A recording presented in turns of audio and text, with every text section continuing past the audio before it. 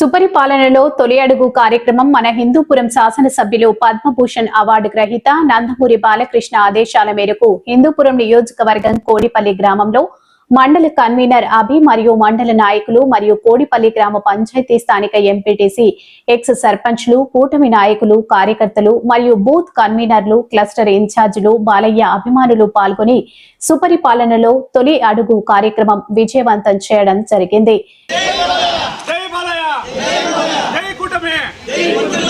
అందరికీ నమస్కారము. నారా చంద్రబాబు నాయుడు గారికి, పవన్ కళ్యాణ్ గారికి, నారా లోకేష్ గారికి ధన్యవాదములు. నాకు 5 మందికి తల్లికి వందనం పడింది. నాకు చాలా హ్యాపీగా బాలయ్య బాబుకి